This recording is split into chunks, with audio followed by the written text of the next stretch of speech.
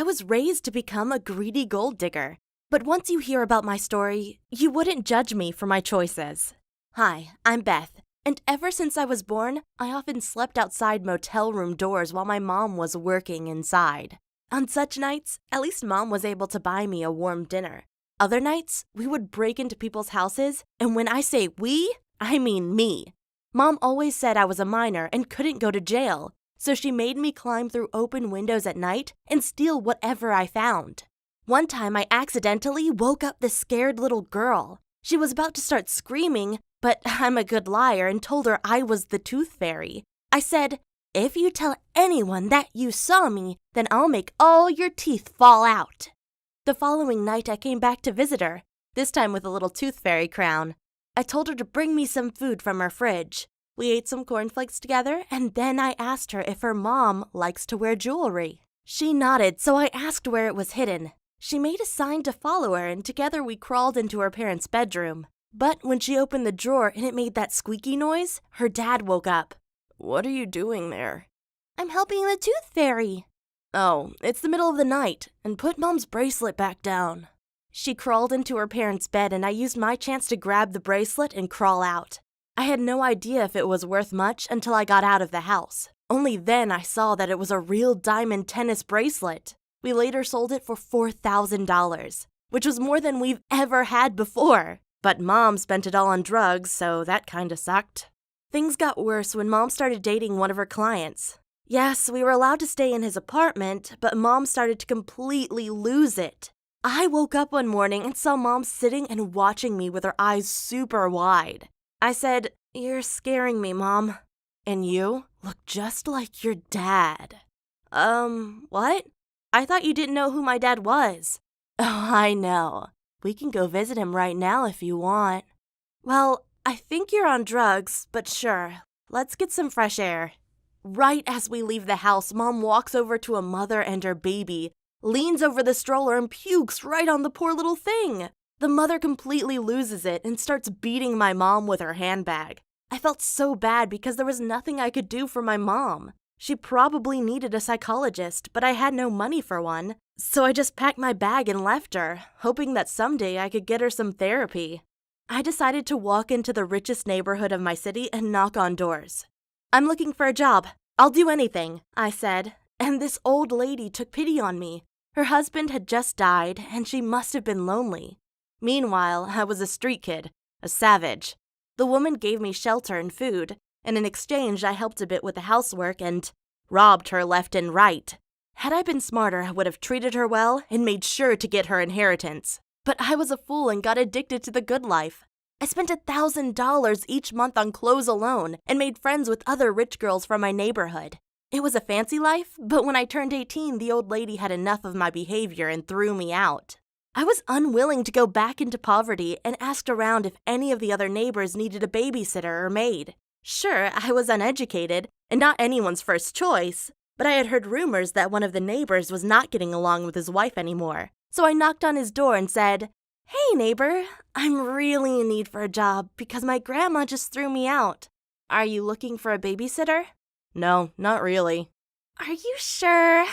Because I would stay overnight to take care of your kids and help you with anything you want. I also heard gossip that you and your wife have relationship problems and that she moved into a hotel. So let's just see how things turn out." He looked dazzled but let me in. His kids were already asleep, so we sat down to drink some wine and talk. I made up lies to make him pity me, like saying I had been in and out of foster care my whole life. But I don't think that was even necessary. I mean, I was young and good-looking, and he was in his 40s and frustrated with his wife. I quickly had him under my spell. We went to bed together, and I thought I had made it. Finally, a guy with enough resources to take care of me. But after a week of us living together, he told me he was going to try again with his wife. I responded, "Am I not good enough for you?" "Oh, I'm doing it strictly for my kids. I don't want them to go through a divorce." Well, his wife moved back in and she hated me. She told me to stop wearing yoga pants and kept telling her husband to throw me out. She said they didn't need a babysitter. Honestly, I don't understand why a man would stay with a woman like her. She was overweight, old, and did nothing but complain. But he gave in to her demands and threw me out. I mean, he also rented me a one-bedroom apartment in the city where he secretly visited me behind his wife's back, but I still felt like a second-class citizen. One time, he promised to take me out for dinner on a Friday night, but canceled it last minute because his wife made problems. I realized I couldn't just be a mistress, but that I needed to marry a rich guy to be secure. I first tried to find a rich man at top-end bars, but it didn't work out. They already had many girls around them and many prettier than me. So I decided to instead just get pregnant by my sugar daddy. If he had kids with his current wife and me, he'd choose me over her any day, I thought. But as irony would have it, on the day I took my first pregnancy test, which came out negative, I had a plumber come by my home to fix the drain. He actually dared to ask me, "Any plans for tonight?" "Yeah, I'll go to a fancy dinner." Oh God, how boring. You should do something instead. Like let me take you out to a bar. I couldn't believe how confident this guy was. Here he was on his knees fixing my sink and still flirting with me as if I was below him. "Well, what job are you working?" he asked me. The blood rushed in my face. I knew I was nothing but a gold digger and I was embarrassed about it.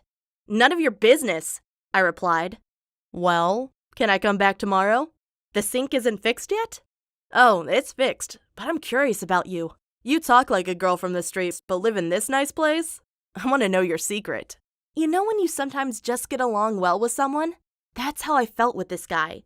His name was Tom, and he came over to my apartment the next day, where we kept talking about the crappy families we grew up in. He told me his dad was in a biker gang, and one day, he and another guy from his gang were ordered to assassinate a biker from a rivaling gang, but the target turned out to be an old friend of his dad. So, his dad took his weapon and knocked his gang brother out instead of the target. Afterward, he had to flee states with his son because his old biker gang swore to cut out his tattoo.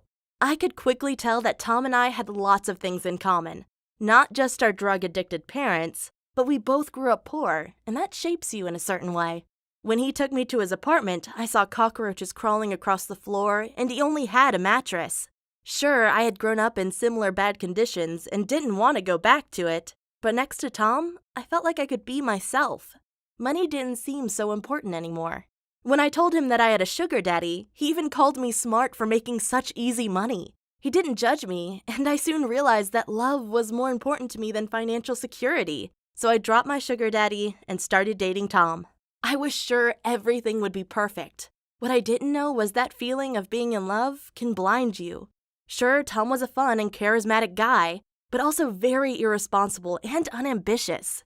We couldn't afford healthy food and had to eat lots of pasta and bread, which made me feel tired and sleepy. I just recently found out that I'm gluten intolerant. And worse was that Tom was always exhausted after work. He came home groggy and there was no passion or energy. So I broke up with him. Luckily, my old sugar daddy wanted me back. So at age 20, everything is back to what it was before.